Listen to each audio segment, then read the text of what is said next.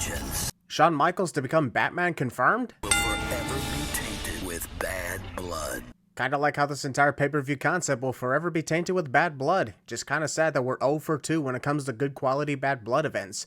We might have a better chance this time around, since the main event takes up literally 35% of the entire show. Raw presents WWE made sure that when the brands hosted separate pay-per-views, Monday Night Raw must always have bad blood, because it would be weird to see the blue brand of SmackDown take center stage at a red-themed event. Yay, Raw had their event, we're next. Actually, no, Raw's turn again because it's bad blood. I'm talking about last year, by the way. From the province of Quebec. Damn, I guess France told La Resistance to screw off after we saw them at the last bad blood event. You think you know me? Edge interrupts La Resistance in the middle of singing the Canadian national anthem in the French language. French or not, Edge is a dick to his own country. Dang, so much for the dramatic reveal of Edge taking his shades off as the middle rope was blocking the view of his eyes. By chanting USA, the audience is a dick to literally all 4 wrestlers in this ring. If they think they're only insulting La Resistance by chanting USA at Canadians, they're dead wrong. Insulting Edge and Chris Benoit at the same time. I know it's a funny joke, but if I were behind the guy who's lifted up the giant 2 sign after every near fall, I think I'd have ripped it up before the first match even ended. Sure, Sylvain, continue to slap Edge over and over instead of actually trying to defeat him. It's not like he's a 9-time tag team champion and has all the experience of tag team wrestling or anything. Outspoken young man. If Sylvain was just going to hit a simple standing leg drop, what was the point of running across the ropes? Columbus, Ohio was the home of the first astronaut. Who cares? You know what, The fans start chanting USA in the hopes that it will cause Edge to get fired up and regain his momentum. Boy, the audience in Columbus really need a reality check, don't they? We haven't seen a lot of Benoit in this match. Actually, we have seen nothing of Chris Benoit in this match. Jerry Lawler implies that Chris has already competed in this tag team match, which is incorrect. And assaulting Benoit. Kane shows up to cost Chris Benoit and Edge the chance of winning the WWE World Tag Team Championship after Chris competed for only 1 minute. That sucks, but when you think about it, this was a kind gesture on Kane's part because he wants Chris to be 100% for their World Heavyweight Championship match later tonight. What a wonderful sportsman. Coach. Last year at Bad Blood, we had Eric Bischoff get humiliated and screwed over by Stone Cold Steve Austin in a redneck triathlon that Eric rightfully won. Now this year, he puts Jonathan Coachman in his place to get humiliated by Eugene. See, Uncle Eric is just trying to protect you. By telling Jonathan that you are a disgrace to my family. Eugene has special needs, but he isn't stupid. Just saying. Because we did so terribly at the 2 other Bad Blood events, maybe we should continue to show the Hell in a Cell structure hanging above the ring just to keep you hyped. In a weird sort of way, it worked, but not enough to stop me from sending you because I want to see the match right now. The audience are cheering for Chris Jericho? I would think they'd be rooting for Tyson Tomko since they were chanting USA in the earlier match that featured only Canadians. Or did they pick Chris because Tyson has Trish Stratus with him, who's also Canadian? I think I'd stay as far away from him as possible. Well, that probably explains why the vast majority of your WWE career has been behind an announce desk and not in the actual ring. Oops, did I say that too loud? Far away. Trish Stratus has been giving Chris Jericho so much crap to the point where I'm shocked he hasn't even put her in the walls of Jericho yet. We are in the ruthless aggression era, so who's to say Chris can't do that? You know, Trish has got double duty here tonight. That sentence would only make sense if Trish Stratus was competing in 2 matches tonight. Sure, she's here to support Tyson Tomko, however that doesn't exert as much energy as competing in the actual ring, you know? Doesn't belong. And Well, so much for the attempt to knock Trish off the ring apron, am I right? Now we gotta improvise and do something else. There it is, the heel wrestler accidentally runs into their own manager and it costs them the entire match cliche. A classic one at that. Tomko inadvertently running to Trish. Tyson Tomko was already falling forward before Chris Jericho could connect the enziguri, and that actually finished him off too? Damn, that's a little bit of a letdown ending if you ask me. Are you people booing me? Nobody is reacting at all, at least not until Randy Orton started mentioning that. That had to be awkward. What are you stopping for? Literally nobody is booing you, nor is anyone backstage interrupting your interview. You people are in for a treat. The real treat would be for us to get started on your Intercontinental Championship match right now and forget about anything else. That'd be something I'd love. Get a look at greatness. Randy Orton tells the audience to get a look at his greatness, then realize he was almost entirely blocked off by the giant set. This just keeps getting weirder and weirder every time Randy says something. Looking at the man that ended Mick Foley's career. Perhaps that's one of the many reasons why Triple H chooses to portray Randy Orton, as Hunter was the one who initially retired Mick Foley in 2000, but then Mick returned to action, and Randy has the honor of retiring him.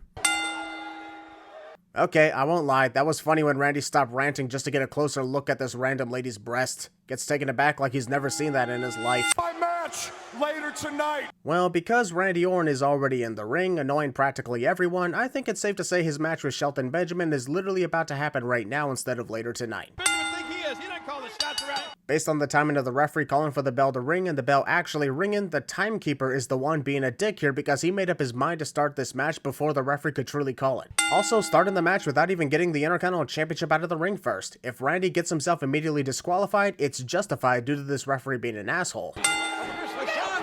Shelton Benjamin tries to hit a baseball slide, but unfortunately did not get to Randy Orton by the time his momentum slowed down. Thus, you're out! Don't talk about cocky in there. Ha! WWE had to awkwardly put the graphic for the Intercontinental Championship match on the screen due to the match happening out of nowhere without anyone having time to get things set up. He gets him by luck. Jerry, I just want to remind you from last year, do not start the stereotypical racism rant like you did with Booker T during 2003's edition of Bad Blood. You've been warned. This crowd can't seem to make up their minds. During Randy Orton's rant to them, they were booing him like there was no tomorrow. But when he's actually competing, they're chanting his name. And I'll tell you what, he's not a three-generation superstar. Jerry Lawler claims that being a third-generation wrestler means you're automatically better than first generations. And while it ends up working out for Randy Orton's career, that isn't really a flex because, if anything, that just means the second or third generation only got to where they are because of their heritage, whereas first generations actually did something for themselves. Just saying. That's a great-looking pretzel. Thanks, Jerry. Now I can't unsee Randy Orton and Shelton Benjamin being tied up like pretzels when I watch this submission. Now that is a Taking another sin off because this is amazing. Shelton Benjamin keeping himself positioned to stay in midair while Randy Orton balances Shelton on his shoulder as he transitions into the neckbreaker. Great core strength from both wrestlers. challengers. Building some Benjamin cannot. Oh no! Randy Orton was watching Shelton Benjamin the entire time. I know this because he was clearly seen begging for mercy as Shelton ascended the ropes, and yet he somehow didn't see the oncoming clothesline? Didn't bait him in? How? This is over. Wait a minute. There is no way in hell that the referee did not see Ric Flair put Randy Orton's foot on the rope. Rick was taking too much time trying to position it and had no time to get out of sight before the referee noticed. And yet somehow, the referee did not notice Rick. Hey, wait a minute. Honestly, if I were Shelton, I would have just let Rick go up the ramp instead of running after him. Sure, Rick got involved, but since he's strutting away from the ring, this was Shelton's chance to take advantage and finish off Randy to become the new Intercontinental Champion. Sorry to say, but Shelton cost himself the title instead of Rick. Orton trying to roll through. Hold it. Even despite Randy pulling at Shelton's tights, the referee started the count well before the shoulders could actually be down. Shelton cost himself the match by going after Rick, and then the referee completely screwed him over by counting his shoulders that were not down. Another 5 sins. This is a private dressing room, a female's dressing room. So why the hell are you in here if this is a private female dressing room? Sorry, Matt Hardy, but if the security can't be in here, then you sure as hell cannot be either. Sudden death, fatal four-way. Sudden death, fatal 4-way? Alright, let's say this is a real thing going on here. What are the rules? Do they differ at all from a normal fatal 4-way match? This a death match? Having the champion enter in third instead of last like they should be in any championship match, much less a fatal 4-way match. Oh, watch it, Trish. Because Trish Stratus immediately left the ring upon the fatal 4-way match beginning, I think it's safe to say that she is going to once again become the women's champion, as this technique has been done successfully many times over the years. That Bob Backlund was a competitor, and I get that we don't want the intergender rules to return here, but there are no disqualifications in a fatal 4-way match, so what Tyson Tomko did was legal, even if it was unfair to Lita. sudden death here. Commentators keep repeating the term sudden death, and this match was labeled as a sudden death fatal 4-way match. However, nothing in this match feels remotely like a sudden death situation, not even a time limit. I'm just seeing a traditional fatal 4-way. What makes this one so special? So far, it's been another frustrating Bad Blood event, which makes it 3 in a row. And I don't even have to see this upcoming match between Eugene and Jonathan Coachman to know that this is going to be a horrible waste of time. And yes, in case you're wondering, it's all because of the coach. Easy, Coach. Hey, Coach can be the Jonathan Coachman believes that just because Eugene has special needs, he doesn't have any strength in his arms. Do not underestimate the powers of those with special needs under any circumstance, especially in a wrestling ring. Forget about Eugene curling up like a ball, I'm throwing in 2 sins for the terrible way Jonathan Coachman fell into the ropes. Don't make things look intentionally stupid on a pay-per-view, especially when you're 0-2 in Bad Blood events that actually perform well. Coach has been running how many laps across the ropes by now, and he somehow hasn't realized that Eugene is no longer in the ring? I'm starting to think Eugene isn't the one with the special needs anymore. Perhaps he's just trying to cover up for Coach. Let's just throw in 100 sins. I am too tired to deal with this crap. You fucking monster! You just wasted all those delicious cookies! How could you? You have got to be kidding me. I get that this is Eugene doing the move and not The Rock, but anyone could figure out the difference between a rock bottom and the motherfucking people's elbow. Jim Ross gets 5 cents for that error. Post-match assault. Seether absolutely rules. This song absolutely rules. And I am taking off 2 cents for it. I miss the days of these great songs used for pay-per-view events. Benoit having to wrestle twice. Lucky for Chris Benoit, his previous match was almost an hour and a half ago, plus he didn't really do much of anything in the match before Kane attacked him. And even then, the attack wasn't that bad. I don't know what it is about Kane yelling ow for every chop Chris Benoit gives him in the first move of the match, but it's hilarious as fuck. Turns out the Big Red Machine can feel pain after all. Kane tosses Chris Benoit across the ring one time, which causes Chris to have this moment of shock. It is somehow a shock that someone the size of Kane can toss someone the size of Chris. It took Kane several slaps to Chris's wrist before he realized none of this is working, which prompts him to go for the elbow instead. This is a weird start to the World Heavyweight Championship match. Jim Ross declares that Chris Benoit is going for the crippled crossface, but then corrects himself by saying it was actually the sharpshooter. And he wasn't even wrong that first time either. Not a good night for JR with moves, is it? Kane can walk down the street like a normal man. I don't know about that, but I guarantee you that Kane can walk down the street like a politician, since none of them are ever normal people. I hate it when I see Benoit zero in on a body part. Meanwhile, Jerry Lawler would have no problem if he saw Kane zeroing in on a body part, since he's been kissing his ass all match long. In a precarious position in the... That was hilarious to see Kane falling off the top rope once Chris Benoit kicked his other leg that wasn't stuck above. This match really hasn't been doing good whatsoever, but it's got its weird moments of comedy, involving Kane no less. How's Benoit doing this? I get that Kane has to work with Chris to ensure the German suplex connects properly, but it is still looking a little too obvious the way Kane is using his arms to signal the springing. After all these years, how anyone doesn't figure out that Kane is going to supernaturally regain his strength by sitting up is beyond me. If I saw Kane in that position, I'd at least try to continue beating him down instead of standing around doing nothing. We're gonna have a new champion here. I'm surprised Kane does not set JR on fire for jinxing his momentum by prematurely declaring him to be the new WWE World Heavyweight Champion. I'm throwing in 20 cents because Kane got pinned despite the fact that his entire body was literally on his side, yet the referee continued to count the pin and give Chris Benoit the victory. Once again, Bad Blood is an absolute freaking disaster. Even if the main event does good, we're 0-3 in Bad Blood events that didn't completely suck. So let's take a look back here. Nah, let's not look back on what we just saw. It won't make it any better. Skip! Hell in the Cell match? I know it's the smallest of all nitpicks I could place, but I had no idea the match changed to Hell in the Cell. How about Hell in that Cell next? Gosh darn it, did Shawn Michaels get his gear stuck on the ramp again? What's going on? Do his pants have magnets attached to them or something? These are the last. Triple H wants to begin this near 50-minute Hell in a Cell match with a stare down. Meanwhile, Shawn Michaels just wants to look anywhere but at Hunter. Odd foreshadowing of the result of the match. Hunter entirely focused while Shawn is not. And guess who wins the match? You guys aren't gonna be in there to wrestle each other. Wow, Jerry, that's a shocking discovery. How long did it take for you to figure that out? I had no idea Hunter and Shawn wanted to not wrestle and instead destroy one another. Must hump you to death! I must hump you to death! This is the true nature of Hell in a Cell, sucker! Hell in a Cell is where careers go to die. And yet, not one single career has died so far inside Hell in a Cell, maybe with the exception of a referee. And no, Mick Foley does not count whatsoever because he wrestled literally 2 months ago. John better hope that it's only muscle spasm. Whoever the hell that asshole was that said, "Suck my balls, Triple H." There's no disqualification. Commentator constantly states the rules of the match as though we give a shit cliche. This match has existed for 7 years by this point, so I think it's pretty obvious that there are no disqualifications inside Hell in a Cell. And this is gonna be sick. Here's how you could tell that Hunter would not successfully hit Shawn in the head with the steel chair. The slow approach in the corner, and the slow lift of the chair above Hunter's head as he approached.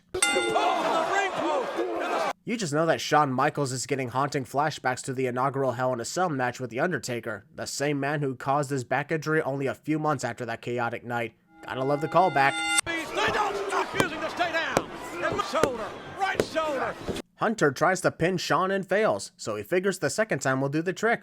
That fails, so he believes the third time is the charm. And when that fails, he gets pissed off. Look, at the first pinfall failed to beat Shawn, what made you think the second or the third one would? That was a brutal hip toss out of the ring as Hunter almost landed on the ring apron head first. Shawn spinning around to avoid the abdominal stretch and then slinging Hunter over the top rope like that. Legal, but Shawn Michaels is still a dick to Hunter's Hearst Helmsley's. Winner of Bad Blood 2004 to bring you that one episode of Raw where Hunter was awkwardly standing for over a minute from getting a boot to the face before he finally collapsed. Even though I think this event happened first. This back body drop was one of the most brutal I've ever seen, especially when you consider the fact that Shawn Michaels has a history of back issues that made him retire for 4 years. Man, I'm having a lot of fun watching this match. Randomly in this match, we need to remind everyone that Bad Blood tonight is live, as if the other two were not. We literally just repeated the scene from earlier where Hunter slowly approached Shawn with the weapon in his hands and obviously was going to get countered. Weird that it's happened twice in this match, this time with the stairs in place of a chair. Ow, my hands! And what are the odds that Shawn Michaels is likely bleeding from the head even despite his hands blocking the stairs from whacking it? Yep, figured. Blading. Enough is enough. I know it's Hell in a Cell. Jim Ross begs for this carnage to stop even though the carnage is just getting started. He must be fun at Hell in a Cell parties.